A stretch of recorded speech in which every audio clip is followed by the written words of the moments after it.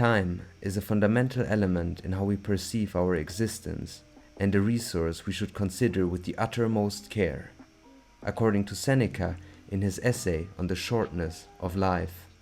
In this essay, from the mid-1st century AD, Seneca expresses his discontent for people who are obsessed with life, or rather, obsessed with remaining alive. The argument that life is too short for a human life is for Seneca a ridiculous misconception out of two reasons. Number one is that time is nature. That time passes is a natural fact that no one will ever be able to change. We do not get frustrated by water being liquid or rocks being solid, so why would we be unsatisfied with natural laws of time and our lives being temporary? This stoic logic is, however, not all that Seneca responds to that matter. One can regard his essay as one of the earliest treatises on time management. He states, "Life is sufficiently long and has been granted with enough generosity for us to accomplish the greatest things, provided that in its entirety it is well invested. But when it is dissipated in extravagance and carelessness, when it is spent on no good purpose, then, compelled at last by the final necessity, we realize that it has passed away without our noticing its passing."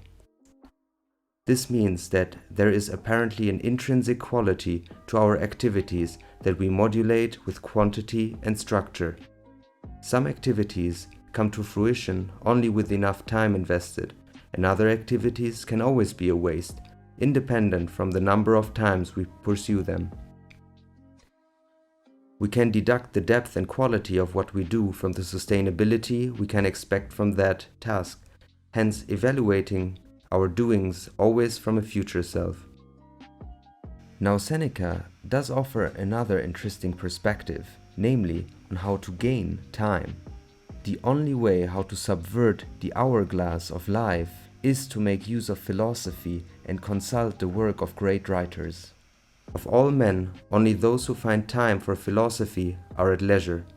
Only they are truly alive, for it is not only their own lifetime they guard well, they add every age to their own. All the years that have passed before them they requisition for their store. Through consulting the hard and honest work of others, we trust in and benefit from the experience and contemplations of other humans. We can skip our own ramblings and the time we would need to invest to arrive at conclusions in matters if we make use of the intellectual legacy of past thinkers. Managing time and pursuing useful activities leading to sustainability instead of short-term outcomes is ideally inherent to the game Civilization 6. Here time moves in turns, which gives us the possibility to reason about our actions. We act in projection of a future in where our civilization stands the test of time.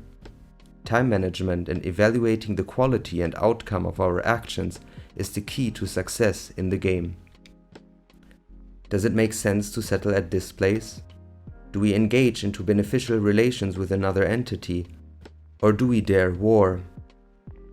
Which technologies are worth developing first? What do we have to do to satisfy our people? And do we invest in the arts or an army? Wasting our time on short-term outcomes and unsustainable projects will be our demise in the game.